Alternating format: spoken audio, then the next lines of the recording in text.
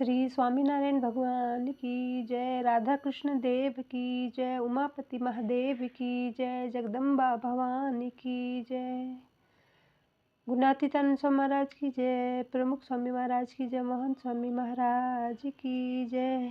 आप सबका स्वागत है शीतला यूट्यूब चैनल पर। आज मैं आपके लिए वचनामृत 8 भगवान और संत की सेवा के बारे में भगवान हमें समझा रहे हैं वो बताऊंगी। तो आइए अब हम कथा में प्रवेश करते हैं। स्वामीनारायण हरे। स्वामी जी ने बात कही। संवत 1876 में मार्गशीर्ष शुक्ला एकादशी को यानी 27 नवंबर 1819 को श्रीजी महाराज गढ़ड़ा स्थित दादा खाचर के राजभवन में श्वेत वस्त्र धारण करके विराजमान थे और उनके मुखारविंद के समक्ष साधुओं तथा स्थान स्थान के हरिभक्तों की सभा हो रही थी।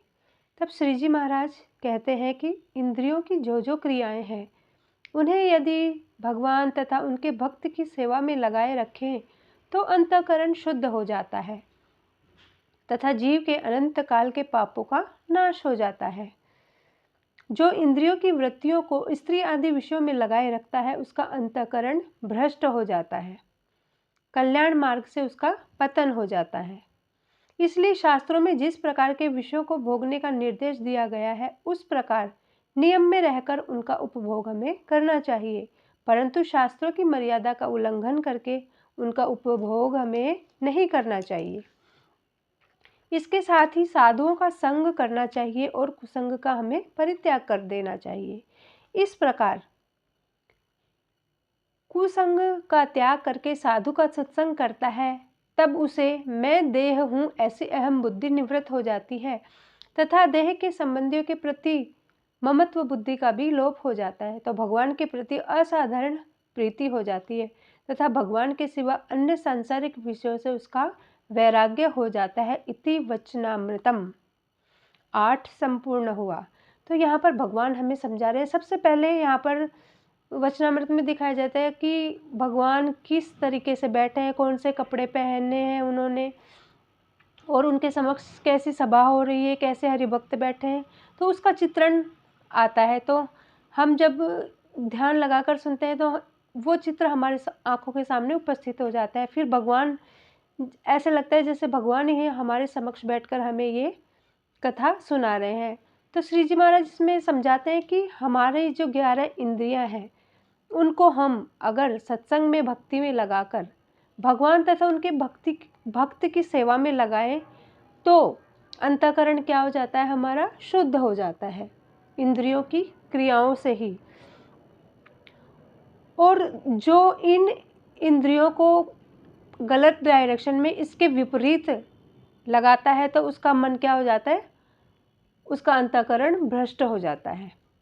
तो हमें चाहे हम गृहस्थ हों या त्यागी हो, जो जो नियम गृहस्थों के हैं उनको गृहस्थों को उन नियमों के अनुसार रहना चाहिए और जो जो नियम त्यागियों के हैं उनको उन नियमों में रहना चाहिए। तो इस प्रकार शास्त्र की मर्यादाओं के अनुसार अगर हम अपने जीवन को रखेंगे तो क्या होगा, हमारा कल्याण होगा, वो हमें ही भक्ति के मार्ग में आगे बढ़ाएगा। और हमें सबसे पहले अपने संग को बलवान करना चाहिए, यानी कुसंग का त्याग करके हमें सत्संग अच्छे संग की ओर बढ़ना चाहिए। तभी हमारे अंदर जो अहम ममत्व की जो बुद्धि है वो सत्संग के द्वारा ही दूर हो जाएगी और फिर धीरे धीरे करके जैसे ही वो दुर्गुण हमसे दूर होने लगेंगे तो हमारे हृदय में भगवान विराजमान हो जाएंगे और फिर भगवान से हमारी असाधारण प्रीति हो जाएगी। कब होगी, जब हम भगवान के लिए भगवान के भक्त की शरण में जाएंगे तभी ये चीज़ें हम पर लागू होंगी, अन्यथा नहीं। क्योंकि सांसारिक विषयों से वैराग्य कोई सांसारिक व्यक्ति तो करा ही नहीं सकता। इसके लिए हमें उत्तम संत भक्त की आवश्यकता है, उनकी शरण में जाकर ही हमें भगवत प्राप्ति हो सकती है।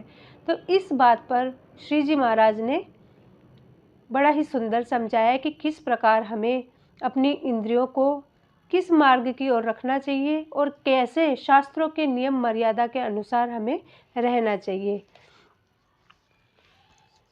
इस प्रकार ये हमारा वचनामृत पूर्ण हुआ और अब हम भगवान के चरणों में यही प्रार्थना करते हैं अपने गुरु के चरणों में यही प्रार्थना करते हैं कि हमें भी ऐसी सद्बुद्धि और सद्गुण प्रदान करे। श्री स्वामीनारायण भगवान की जय।